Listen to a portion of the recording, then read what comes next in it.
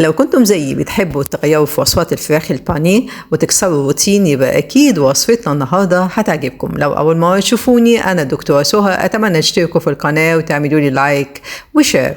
أنا عندي نص كيلو من الصدور البانيه، هنزل عليهم ببصلاية مبشورة، وهنزل عليهم بعصير ليمون وبهاراتي: ملح، حبهان مطحون، فلفل أسود، نص معلقة جنزبيل، ومعلقة صغيرة من الكاري، ومعلقة صغيرة من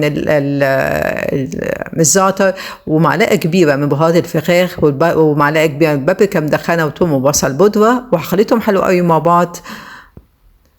وبعدين هنزل عليهم بمعلقتين كبار من دبس الرمان اللي بيدي طعم حلو قوي، بيبقى حادق مع حلو، مش قادره اقول لكم بيبقى طعمها حلو قد ايه. ونخلطهم كويس قوي ونغطي عليها ونسيبها ليله كامله في التلاجة، او على الاقل 4 ساعات. لما نطلعها من التلاجة هنبدا نشوحها في طاسه بشويه زيت لحد ما الفراخ بتاعتنا تستوي تماما، وبتبقى بالشكل الجميل ده. هنبدا نقطعها شرايح بالطول،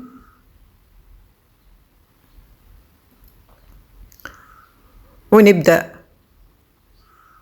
نحط عليها نرجعها تاني للطاسة، ونحط عليها طماطم متقطعة جوليان أو شرايح رفيعة، وفلفل أحمر وأخضر وأصفر متقطعة شرايح رفيعة، ونقلبهم حلو قوي مع بعض، ونبدأ نعمل الساندوتشات بتاعتنا.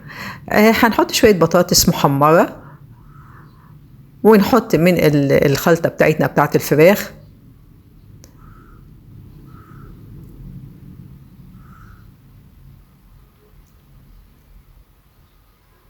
ونبدأ نحط عليها شوية من صوص البابريكا اللي بيدي طعم حلو قوي، وممكن نحط مايونيز أو أي صوص تحبوه، وهنلف العيش التورتيلا بتاعنا كويس، ودي تبقى ساندوتشاتنا.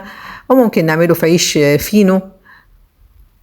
طبعا هو ينفع لللانش بوكس، وينفع لعشاء، ينفع لغدا لما نكون نفسنا نغير. لو عجبتكم وصفة الساندوتشات الفراخ النهاردة، أتمنى أن انتوا تنفذوها وتكتبوا لي رأيكم واسئلتكم في التعليقات، لأنها فعلا وصفة حلوة قوي ولطيفة وتغيير وخروج عن المألوف بالنسبة للفراخ البانيه. وبالهنا.